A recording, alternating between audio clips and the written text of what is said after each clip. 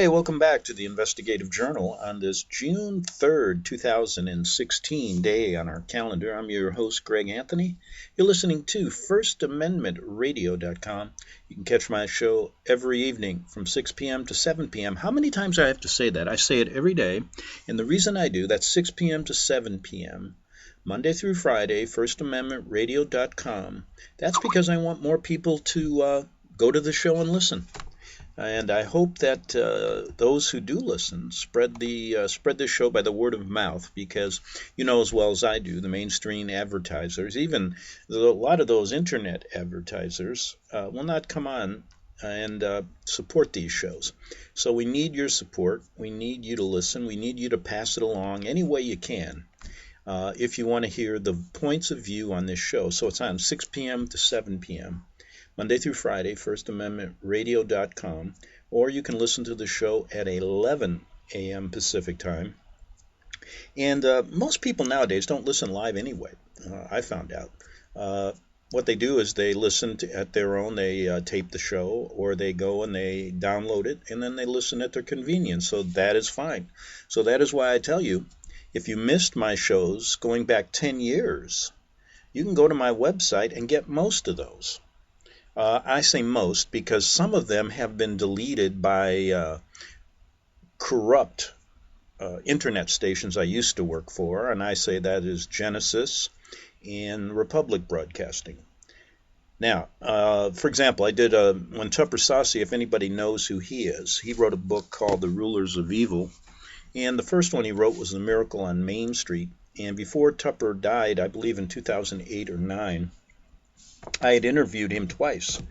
I can only find one of those shows. One has been deleted. So you can still get one of the interviews I did with Tupper. But there were many, we did communicate off the air and regarding the Vatican's role in this. And anybody who hasn't read Rulers of Evil, go to do that. Do that right away. You can get it on the internet free, and it's well worth reading. It's a book that it's hard, if you have no basis in this type of Vatican history, the history that's been taken away from you, then you're not going to really get it. You got a lot to learn. And what I mean by that is if you're going to rely on college history courses, I've already asked for all my money back. You're going to get only the diluted Jesuit history. And what I mean by that is when you go back to and start with the Vatican, if you want to start during the Protestant Reformation in the 1500s, the creation of the Jesuit order, if you want to start, I like to look at a part of history, Vatican and Jesuit and American history, starting in the 1600s and moving into the Revolutionary War and the formation of this country. And Tupper spent some time doing that, and we chatted about it. Regarding how the Jesuit order got their sneaky hands and feet into this country. And it's quite interesting. And you got to look at, I'm very concerned about this point in history. And what I did was, since I used to live in Rome, when I was there, I had no idea about this. I was a young journalist just learning the tentacles of the Vatican and really how far they extend throughout the world. Go to concordat.org or .com, and you'll see they have over 200 concordats with the countries of the world. I've said many times, although it's difficult to prove, but you can also prove things by the fruits of their work. And the reason I say that is because secret societies don't really tell you what they're doing. If they did, it'd be quite easy. Okay, let's go to the Freemasonry Secret Society manual. Let's go to the Vatican Secret Society manual and look what they're doing today. No, that's not the way it works. There are many books that you can read. I recommend a lot of the occult books if you're really interested in reading Manly P. Hall. Read Morals and Dogma by Albert Pike, and there's a number of others, Blavatsky's works, and you'll see they tell you exactly what they're doing. Although it's coded, it's secretive, and so you got to break that code. just kind of like you're an Army military code breaker. You've seen the movie Code Breaker, where they tried to break codes in World War II. It's the same thing. You're breaking their code, and some of their codes are put out in Hollywood movies. That's a very fascinating thing. Go to Back to the Future and start looking at those things. You know what? I wouldn't be a good code breaker if I was in the military. I'd probably be, they'd probably let me work for Stars and Stripes or something as a journalist. We all have our talents, right? Code breaker, and there's some guys on the internet that really can pick this stuff up, and I've looked at a couple of their websites, and I'm fascinated by some of the codes that were in Back to the Future. So what I'm getting at is that point here. I got a little bit off track here, but that's not unusual on a Friday. Fridays are days you kind of like to wrap up the week. I've got a few emails I want to get to, and then we're going to get to the topics I promised yesterday, and that was the 7 agendas of chemtrails. I also want to look at a very short analysis by a guy who puts together a website, Abel Danger, who's read Tupper Saucier. And the point in history I'm very concerned about is that period of time when supposedly the Jesuit order was dismantled by the Vatican. This was right before the Revolutionary War, and their Jesuit general was in prison, supposedly. And this is what you get. You don't get this in the mainstream history books. You get it in the alternative books.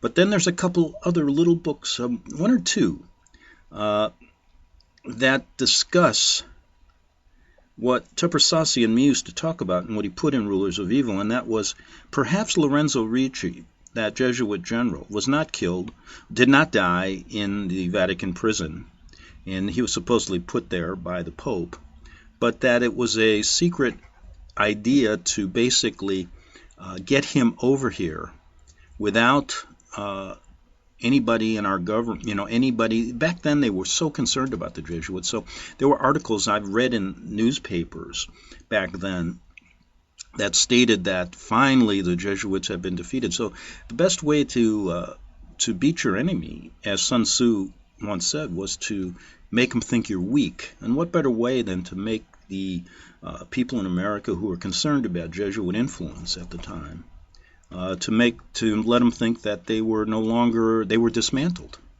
But then there's a book out, and I forgot the name of it. It's on one of my other shows, that recorded the dialogue of a housemaid who was there during a big meeting with Franklin and this secret professor who came over from Europe. And it's a remarkable resemblance to Lorenzo Ricci. Tupper Saucier goes to make the assumption that Ricci was never killed. He was brought over here and actually was the brains behind the secret idea behind what this country was formed at. So I wanted to, and Tupper said to me, he dug as deep as he could and only could find a few things, but he said, don't quit on it. And this was before he died. He said, don't quit on it. There's information and there's more out there. Please continue if I can't go any farther on it. So I took him up on that. And during some conversations through emails before he passed away, or before something happened to him, if you read his story, won't get into that aspect of it.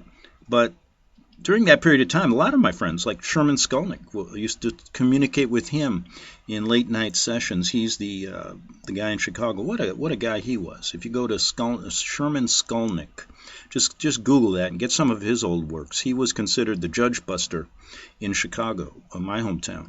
And Sherman was a great, great patriot. And he died during that period of time. Tupper Saucier did. Now, here's the deal with Saucier. He said, look at this information. So, I wish I would have known about it when I lived in Rome, but I didn't. And so now I'm thinking, okay, what can I do here? Where can I find this information? I've exhausted every avenue, and there's only one or two books that even hint that this could be a possibility. But I'm sure in Rome, there's ways to get information on this. I know they have more information hidden away in the vaults. There are people that know about it, and the best way to do it is to get some insiders in Rome to help me find it. So that's what I'm working on now. I'd love to be able to get there for a good 6-month period to research this, and hopefully We can raise some money in the future to do that. But there are pressing things here right now in America to talk about. So that's an area of history. Please look into it. And look into the Vatican history that's left out of our college history books that you'll get in the alternative, and then go a step farther.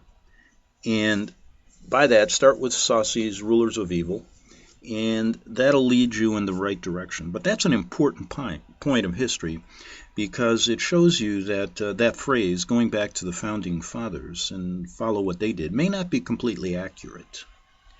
So enough on that. Let me just finish up what I said yesterday regarding the corrupt mainstream media and the difference between news and opinion cable news shows. The corrupt alternative media, including people like COINTEL people like Alex Jones, AKL, possibly Bill Hicks. People say, I enjoy thinking like that. However, I can't prove it. But anyway, the corrupt alternative media and their role in this. And then how the mainstream and the corrupt alternative media will call shows like this, which we have to define it somehow, so we say the alternative to the alternative media, and they think I'm corrupt, and then I call them corrupt, and then even Alex Jones will call the mainstream media corrupt. The mainstream media calls the COINTEL alternative media corrupt, so everybody's corrupt. But the real point here is the information is the key. And the mudslinging, as you see now in the presidential elections, is what people really like. How do I know that this is going on? How do I know that they're withholding, the mainstream media withholds the Vatican story and a lot of the things that we should know? Because there is credible information out there when you research history that you can't deny. And in fact, all I ever said when I finally looked at it from I have a law degree, so sometimes I look at it from probable cause. Is there enough evidence here? History that's erased, people that have written books about this, and there's some very, very influential people in the past when freedom of information freedom of speech was actually there for a while, when we could actually talk about these things before people have been dumbed down to a point where all they can do is turn on a television set. So when you look at some of the credible people that talked about this, you have to at least say to even people like Bill O'Reilly, who you can't get through to. I remember once I tried to get through to an NPR show, which they're involved in this as well. And they were interviewing, who was it? Charlie Sheen. Not Charlie Sheen, his father, Martin Sheen, about 9/11. And I tried to get on there and tell some truth about what I found out regarding that. And also, Martin Sheen named himself after Bishop Sheen, so he's a Vaticanite. And some of his things they were talking about, I was trying to interject, why don't you deal with some of these things lost in history? And, I didn't want to come on there and because they screen your call, and so you go, what are you going to talk about? They said, and I said, I said to myself, well, let me tell them the truth. I never got on. So then I said, well, maybe I should just not say anything and then blindside them. And I said, why? All they'll do is discredit you, and you'll walk away looking like a fool. So, and that's kind of what I said many times when George Norrie from Coast to Coast, and they're involved in this as well. I can put them in the corrupt alternative media category, and he'll probably call me corrupt. But the point is,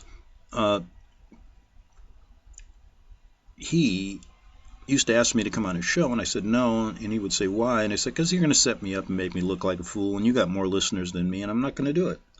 If you want to know what I do, just go to my website, go to my shows, read it,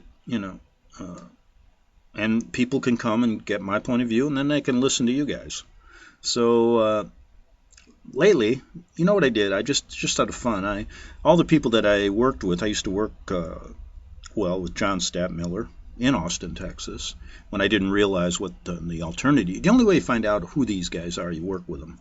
You know inside what's going on. And I worked in his station, and I found out that they don't want this story out. Then I also was on Genesis. I was probably one of the only guys at that time that was on both Genesis behind Alex Jones and on Republic. And I started slamming the Vatican, in a sense, what they deserve, and giving out credible facts, bringing on things, and using my background as a mainstream journalist, a lawyer, in a sense, a law school graduate. So there was some credibility there. And the show became quite popular. In fact, it was probably the most popular show on Republic Broadcasting. But they couldn't have it. And I was deleted from their program schedules. And a lot of other things happened, too, during that period of time where I noticed then they started discrediting. And you can go on the internet and find out that I still deal with it. People call me and they say, well, Alex Jones once said you were a CIA agent, a Mossad agent, and all this stuff. And so then, guess what? I knew I was on the right direction. Now, I knew I could improve it to a lot of people because they're not going to listen. But I knew in my heart, well, who I am. And in fact, I called a good buddy of mine who I went to high school with. And he lives out in Wisconsin. I used to live in Illinois. And I called him in and I said, hey, Mike, check out what they're saying to me on the internet. He used to follow my show a little bit, and we were best buddies. And he laughed. He said, you must be getting at the truth. Otherwise, you were a CIA agent when we were kids in grade school, high school, college. And it's basically, I think he knows the truth. So close friends realize that. But you can't deal with this. And if I said to myself, well, hey, I'm not, people are going to say, well, look what he says. So you get into this kind of he said, she said type of thing. And the point I was trying to make from the beginning was, look, guys, there's credible information here. Can I at least talk about it? Why shouldn't I be able to talk about this on a show on CNN? Or why shouldn't I be able to talk about this on a show like Bill Riley? Well, and they're devout Catholics, by the way. They love the Pope in public, right? And the reason is they would say it's Catholic bashing, it's hate speech. It's not. It's actually factual truth. And so it tells me and if they don't know this, then they're pretty, they're either in it for the dough, and all these guys, you think he's a journalist, that guy Bill O'Reilly? He's an opinion guy, and that's fine. He has his opinions, flies in his jet privately and goes around the country, blah, blah, blah. But does he really deal with all the issues like he says? No. He fails to deal with this one because he calls that crazy. That is a simple way of saying he's a conspiracy nut. We don't deal with that.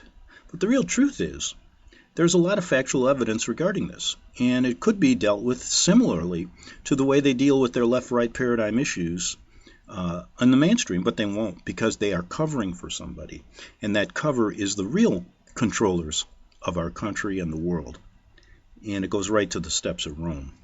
So that period of history that I mentioned earlier is very, very important because it could basically state to people, look how we were formed. Look what was really going on. This thing is not it didn't just start to be a secret society when George Bush took office or when Reagan took office. This thing has been going on from the beginning. It's been a plan. And we know quite well, if you look into Jesuit history, they plan hundreds of years in advance, and people just can't grasp it. I went out the other day, and I started saying, do you know what a Jesuit? People don't even know who a Jesuit is, and that's good for them. Remember what Sun Tzu said? If your enemy doesn't even know you, or you're considered weak, you can get a lot of stuff done to defeat your enemy. So that's really what you're up against. I got about, 5 minutes here. I want to get to some of those emails in the second half hour and then get into quickly a little bit about the 7 agendas. Well, maybe we'll touch on, let me touch on this real quick. I'm going to run over, so I won't touch on that point of history that I wanted to read.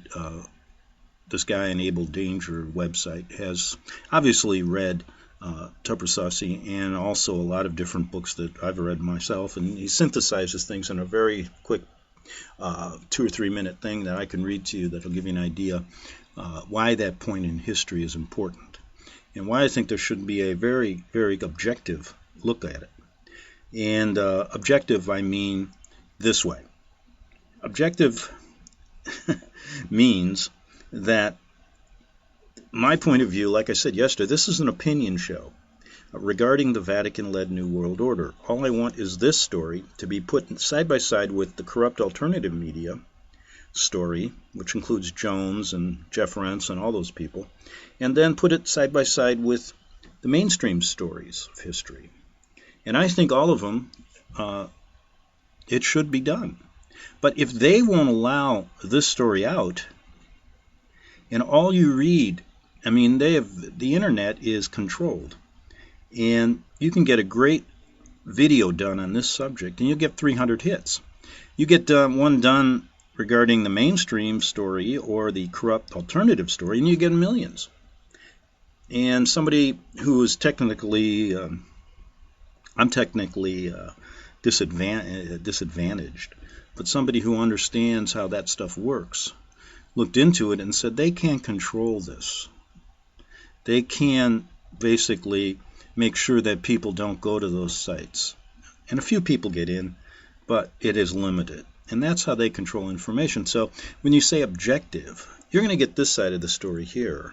You can get the other stories there, and always those are going to mount up to be a lot more. And if you're going to base your conclusion on the mainstream, on the masses, on the majority, then you're totally wrong. You're totally not looking at the whole picture, because as even Mark Twain told you, the majority is usually wrong. And he made a wonderful comment once. He said, literacy is very underrated. He said, literacy is underrated. He said, just think how many bad books I wouldn't have had to read if I couldn't read. And he's probably right. So when you're young, you probably read a lot more bad books because you think you're going to live forever. As you get older and realize there's a finite time limit here to how much time, you got to be a little bit more discreet. So I recommend getting the books that tell you not to read, or ones that have been banned. To end this half hour, and then we'll come back with some emails and the rest of the stuff. I remember once I got contacted. Remember the guy who invented Morse code? Samuel Morse was basically, if Samuel Morse was living today, he would do this show. He would be the one talking like this, and probably a lot more intelligent than me. But the point is that one of his relatives contacted me, and it was a relative down, and she had a Christian ministry that was being persecuted because she was talking about what one of her relative was saying, and following that, and explaining to people what the Vatican was all about. And she was telling me, "You're right on, Greg. This is what happened to us." It was a great-great-granddaughter or something of Samuel Morse. So. And I said, well, where's all this information? She said, they're trying to get rid of all of it, including making our life and our ministry a hell on earth. So if you don't think it exists, and you're just going to believe the majority, then, I can't do anything about that. That's up to you. Listen, we're all out of time in this first half hour. I'm going to come back with a few emails and then talk about the 7 agendas of chemtrails and try to get through it, as well as that little point in history I want to talk about. Regarding the formation of our country and the Vatican's role in that. So we'll be back in 3 minutes on the Investigative Journal. Visit crosstheborder.org, CROSS, crosstheborder.org, to get your print, EPUB, or PDF version of the book, The Rapture Will Be Canceled. That's crosstheborder.org. I know you all want answers, and believe me, so do I, and I'll do my best to get them. Despite Nicolas Cage's promise to do his best to get left behind rapture answers for us, don't hold your breath. Not everyone believes Left Behind is true prophecy. Some may even regard as conspiratorial the mainstream re-release of the Left Behind movie, with actor Nicolas Cage portraying the main character, as an attempt to further reinforce in the minds of all this perception of false prophecy, in order to condition the masses for the play about to begin. If you want true Bible prophecy answers, get the book, The Rapture Will Be Canceled. The author exposes the Latin rapture origin, the 7-year tribulation deception, true Bible revelation of Daniel's 70 weeks, the abomination of desolation, the restrainer, America in the Revelation, the image of the beast and the mark of the beast, and the truth about God's chosen people, and so much more about Bible prophecy. This book will shatter the left behind paradigm of future events. Get the book, The Rapture Will Be Canceled. Visit crosstheborder.org, CROSS, crosstheborder.org, to get your print, EPUB, or PDF version of the book, The Rapture Will Be Canceled. That's crosstheborder.org.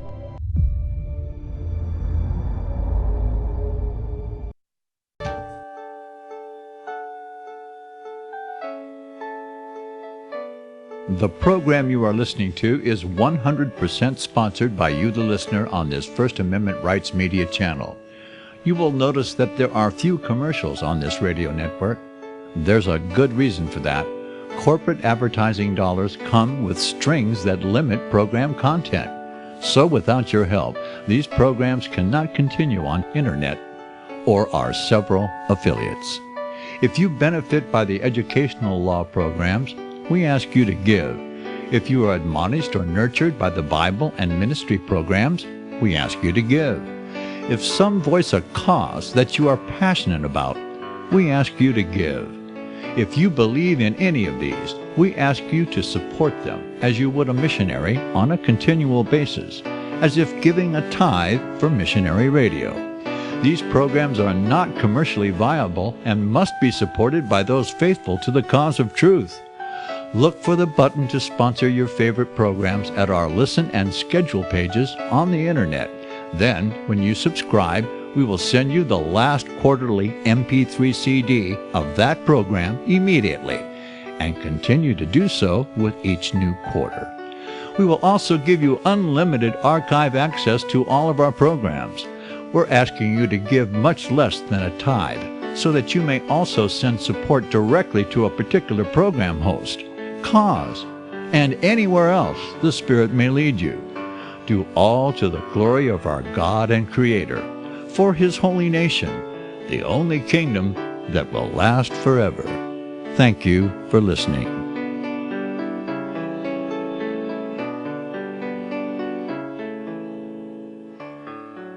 Okay, we're back for the second half hour of the Investigative Journal, and today I promised to get into some emails, talk about in the last half hour, talk about the 7 agendas, chemtrails, and also that one point in history I'm interested in regarding the formation of our country and the Vatican's involvement during the right before the Revolutionary War and during. So we'll do that. First email. I'm going to synthesize these because some are very long and I'd spend the whole half hour, but these are from a couple of weeks. First of all, I get a lot of emails. A number of them I know are not from perps, so occasionally I don't answer everything. And the reason I don't is I can usually tell after doing this for over a decade that some of them are a waste of time, but then there are some people who listen to the show. One, Greg, why don't you take phone calls anymore? We used to listen to you a long time ago, and you were always accessible. We used to call in to your radio show, but we find that you don't do that anymore. And that's from somebody, I think, John from New Hampshire.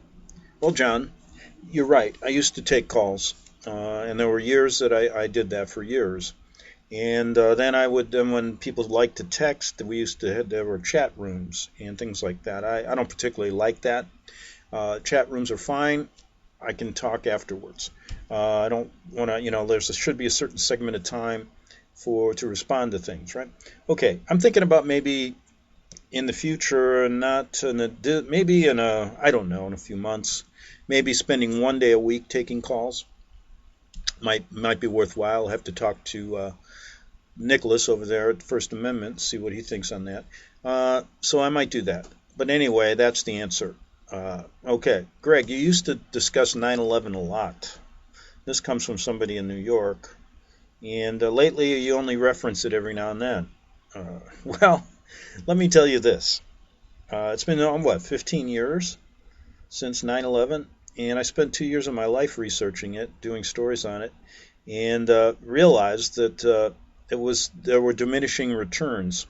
You can go back to some of my old shows. I did a lot of things on 9/11 and came to the conclusion it was an inside job, and the government story was like a piece of Swiss cheese. There's still people doing it. Go to Phil Jahan's website, Jayhani, Jahan.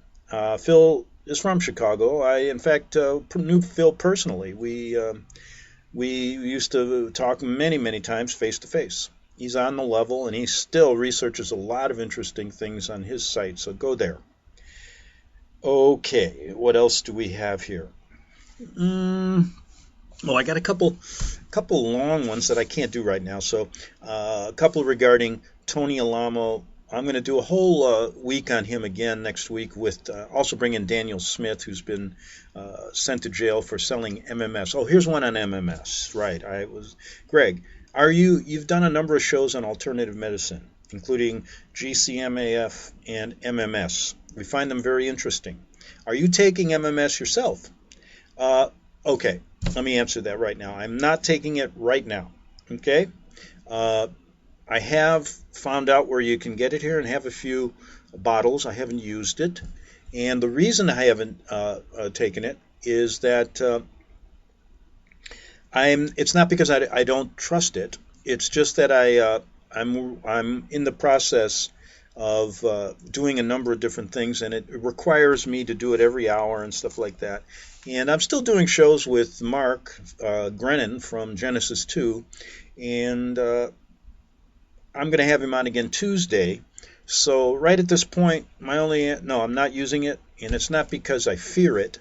It's just that I haven't started on it yet, and I want to get it. In fact, the reason is I want to do it the right way, and I don't feel yet I quite understand it. And I think that's diligent, isn't it? Okay. And I know there's a lot of people out there use it to say it's really helped them, and that's good. So take it for what it's worth. It's your body. I'm trying to just give you information that you're never going to get elsewhere, and you can listen to Mark Grennan again next Tuesday on my show as we move forward with more information on this. Okay, that's enough. I got some emails about Tony Alamo. They're long. I'm doing a whole week on him again. So we'll get to that next week. And for your information, I've done that story for 10 years and looked at it from all aspects. And people wonder, if you search the internet, you're not going to find too many supporters. And that's not uncommon when somebody's been persecuted like this, especially a Christian.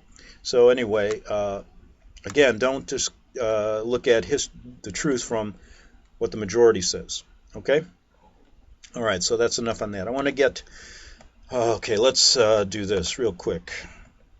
What's more interesting? American history, we've talked about it many, many times.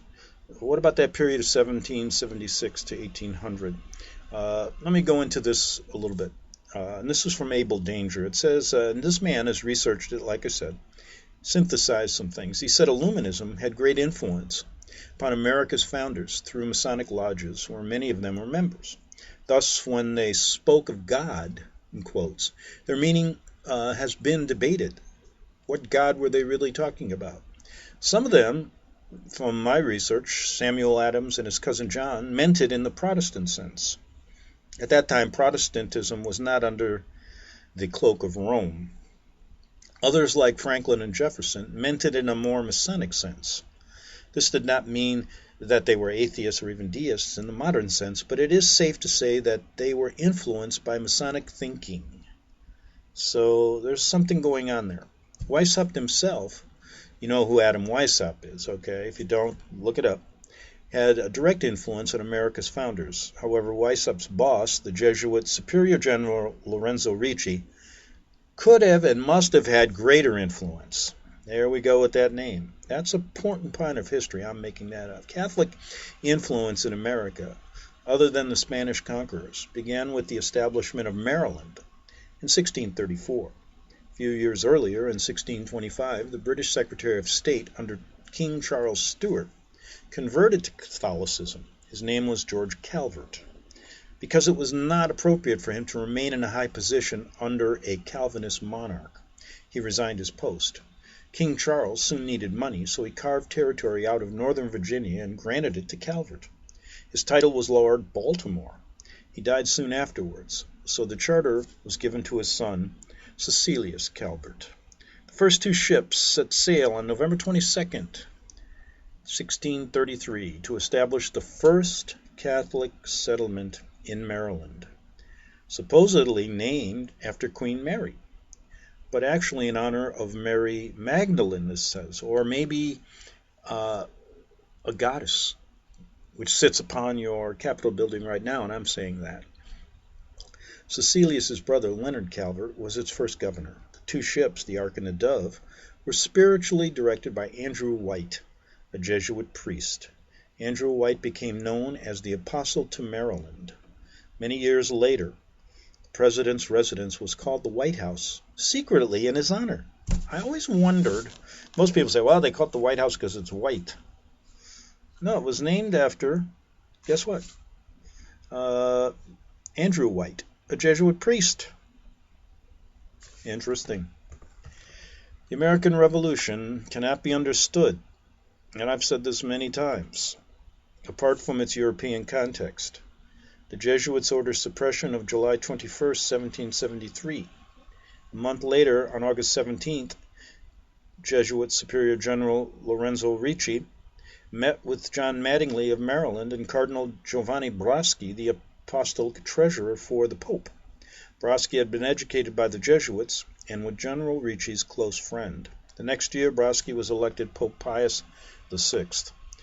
When Pope Clement XIV died in 1774, Braschi, an apostolic treasurer, was the acting pope until a permanent pope could be elected. Thus, he had his hands control of the entire wealth and power of the Vatican as soon as his predecessor died on September 22, 1774. All of this simply meant that Jesuit Superior General Lorenzo Ricci had a close ally and friend in the Vatican, not only in the ailing Pope, but also in his successor. Yet Ricci, strangely, even though he had, and I'm mentioning this, even though he had these friends and allies, it's history records, and I don't even, you never got it in your college history books, but when people even in the alternative, some even Jesuit supporters, like Eric Phelps, now he should know better. He says that Ricci was put under arrest on August 1773 and moved to Castel Sant'Angelo. I know exactly where that is. This prison had a tunnel, and it still has the tunnel connecting it to the Vatican. So Ricci, could he have continued to enjoy direct access to his good friend the Pope during his imprisonment? Ricci, they say, imprisoned until November 24, 1775, when his death was announced. No successor was appointed, of course, but neither is there a particular reason to suppose, is there a particular reason, even he had friends, to suppose that Ricci had died and the Jesuit order was defunct? And then miraculously it makes its reestablishment, in the early 1800s? Come on. There's more here to it. And Saucy and me used to talk about that. And that's in his book, Rulers of Evil. And he makes a strong case that Ricci never was killed there. And this was a Sun Tzu ploy to make people think he's dead so that people in America who are still weary of the Vatican control, that's why they left. That's why these Christians left. The terrible situation, what about the gunpowder plot in England earlier in the 1600s when the Vatican, when it was, it's on the record, they tried to blow up Parliament. And the Vatican was only concerned about getting rid of Protestantism all over Europe. And so many of the people came thinking this could be for religious freedom, and they were very, very weary of the Jesuits. But if you make it think the Jesuits are no longer a factor, and Ricci's dead. Oh, we don't have anything to worry about. Then he can sneak his way in. And in Saucy's books, he makes the rather strong assumption, which could be based on a lot of fact here, that Ricci was sent to America, never was killed, where he was anonymously known as the professor. And descriptions in that one other book I told you about, when the maid described him, when he met with Washington and all of these, and when he met with Franklin and some of the founders, when they were starting to form this country, is very interesting. And this mysterious person, named in history books, had a profound effect upon American founding fathers. So if he had a profound effect and he was a Jesuit priest, then who can't say that the Jesuits formed this country? For a really interesting motive, and that is to open it up in the idea that there's freedom of religion, but then they can get their sneaky hands in here. And look how Catholicism has grown since 1776. A lot of their actions that can't be proven or are hidden by their revisionist history can be basically put on the table with facts and the fruits of what's really happened here. No one will deny, if you look into right even today, remember the controllers of our government in all high positions, whether it be executive, judicial, or into Congress, major committees, are all controlled by Catholics or Catholic sympathizers or those involved with Georgetown University. Even our diplomats are trained at Georgetown in the School of Foreign Service that was created by a Jesuit priest, and most of our high-ranking diplomats are Jesuit trained. Now, so if this man, the Jesuit, was behind the scenes, the thinker behind the scenes, it's also suggested, this mysterious person, according to a witness there at the time, that the British East India flag as the first American flag. Use the British East India flag as the first American flag. George Washington first hoisted this flag January 2nd, 1776, months before the Declaration of Independence was written. And when the British officers saw the flag, they cheered and saluted, thinking it meant surrender. Instead, it meant that the American Revolution was to be fought under the flag of a Jesuit-owned company, the East Indian, the East India flag. Now, Saucy wrote that on page 168 of his book. And now in 1773, the East India Company was governed by Freemasons, whose Grand Mason since 1772 was the 9th Lord Peter. His mastery would continue until 1777. Related to the Stortons, the Norfolks, the Arundels, the Petrie family, pronounced Peter, was highly esteemed by the Society of Jesus. It was the Peters who, back in the 16th century, bankrolled the Jesuit missions to England. The East India Company most powerful political attaché was William Petty, Lord Shelburne. We recall Shelburne as the Jesuit of Berkeley Square, who worked in 1763 with Lord Bute to conclude the French and Indian Wars with the Treaty of Paris. A lot more there. A lot of interesting stuff. This period of history is vital, and I hope that we can expand upon it. And there's no reason even now to get this on the table. But you think a historian that works for Harvard or anything is ever going to do this? They wouldn't be there, they'd be fired somehow or told to quit. Or they'd probably try to get him on a sex crime he didn't commit, like they did to Father Chiniquy back during the time of Lincoln, who represented him, like they did with Tony Alamo and others. So anyway, enough on that. I still want to have time here, and we're going to do a lot more on that in the future, as we've done much on that in the past. What about these 7 agendas of chemtrails? I can't get through all of it, but it's worth reading. Go to Carnicom, CARNICOM.com. He's been doing this since the 90s. But I got a note here. Somebody sent me this, so I'm going to read it to you. It's off an email. The continuous injection of carbons and metallic aerosols into our troposphere has had the permanent effect of increasing the conductivity of the atmosphere for various covert criminal outcomes. One example could be climate manipulation, and when a network of directed energy sources is applied to regions of the artificial clouds embedded with the nanometals. Just made me think about these huge floods now in Texas. People saying they've never seen water rising this high. Amazing. And they did cloud seeding back in the 40s. The Carnicom Institute has published 3 papers related to the consequences of increased atmospheric conductivity due to chemtrails. And if you don't know what chemtrails are, wait till the clouds go away and look up in your sky and you'll see all these lines of white. I mean, it looks like, jigsaw puzzles in some places. And if you don't think that's man-made, if you think it's like exhaust from a jet engine, forget about it. It ain't.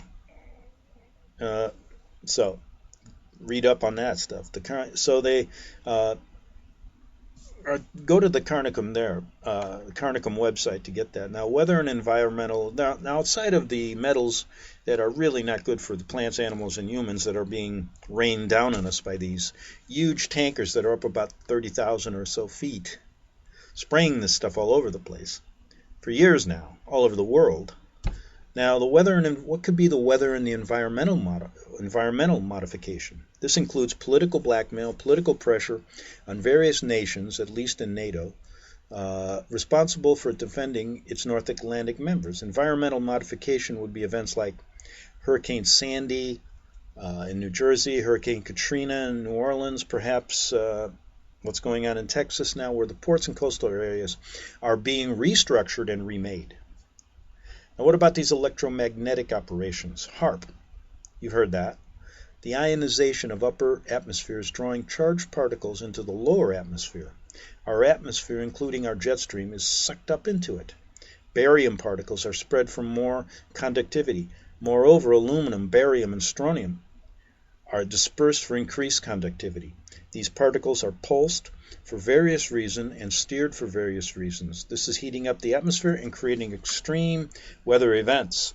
So, don't believe in this, Al Gore's, global warming. Yeah, maybe it is, but they're doing it. Military operations. Is it used as a weapon? Of course.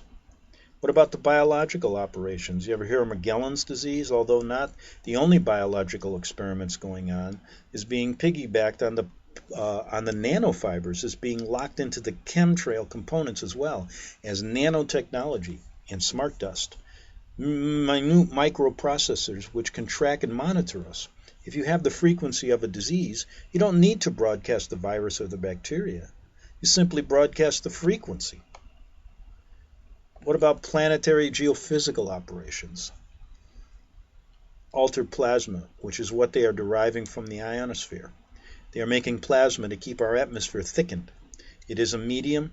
It is a medium, something that electrons can be moved around in. Altered plasma means dramatic earth changes via the troposphere and the magnetosphere. The magnetosphere is weakened, and we are being told it's only because of a certain solar cycle. It's very difficult to tell how much is actual science that is coming from NASA and NOAA and what is being disseminated as disinformation. Surveillance. Everyone on Earth is under surveillance for what the military calls C4, command, control, communications, and computers. And another one, exotic propulsion systems. Build an atmosphere in which they can detect exotic propulsion systems. Those exotic propulsion systems can be Earth-created. In other words, we brought the Nazis over from Project Paperclip. We brought over their plans for anti-gravity, exotic propulsion systems. Just a little bit on perhaps some of the other agendas of chemtrails that you haven't read about. And what I mean by that is when you read most of it, it's going to be the idea of, and it could be true, I mean, when you look at the stuff that's in there, into these, when I've talked to pilots that went up and got samples, I mean, the stuff is incredible. There's barium, strontium, all these toxic metals coming down into the atmosphere, onto our plants, into our animals, on us. It can't have a good physical effect. So if you want to say chemtrails is there for a genocidal purpose, of course.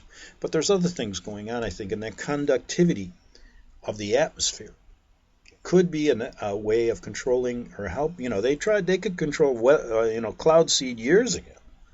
Is this just a way of honing in and controlling the weather a little bit more? technically over the years, getting better at it, so to speak. Very true. We're seeing a lot of different things going on. But it's worth reading about. And a good place to start, like I said, is Carnicom, CARNICOM.com. And this man has been researching this since the 90s. And I remember when I grew up as a kid, I never saw any of this stuff in the sky. There were clear days, sunshine. You never saw those chemtrails. Now, I remember when I was up, especially up in the Northwest, I was up in the Idaho area. My goodness. You wake up in the morning and it's like a checkerboard. It's like, just all over the place. And then, let's say you leave that area, maybe you go 30, 40 miles and then come back about 4 or 5 o'clock, and it's all these fake dark clouds formed by those chemtrails. Not dark, but kind of grayish. Now, I would guess if you took that same drive in the 60s or the 70s or the early 80s before they started this stuff, I believe in the 90s, you would have never seen any of that. It would have been a clear sunny day when you left and a clear sunny day when you came back. Ain't that way anymore. And you can talk to people, and I have, all over the world. Talk to people in India. Talk to people in England, in Europe, in Rome. Talk to people in Australia, New Zealand. You name it, they're all over. It's a planetary system.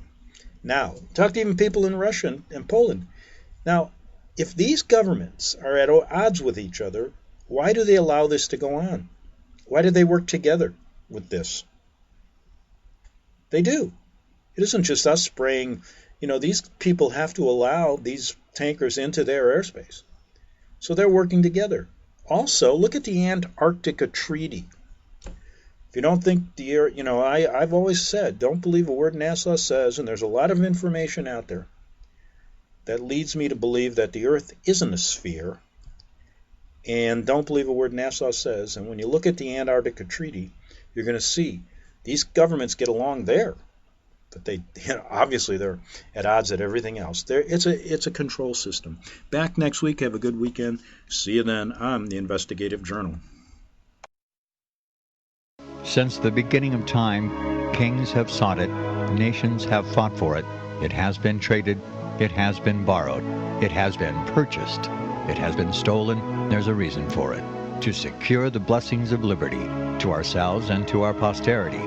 Invest with the security of gold and silver. Call Discount Gold and Silver Trading at 1-800-375-4188 or visit discountgoldandsilvertrading.net. Listen to Financial Survival with your host Melody Cedarstrom right here on FirstAmendmentRadio.com at 4 p.m. Eastern or 1 p.m. Pacific Time. Visit discountgoldandsilvertrading.net or call Discount Gold and Silver Trading at 1-800-375-4188. Toll free 1-800-375-4188.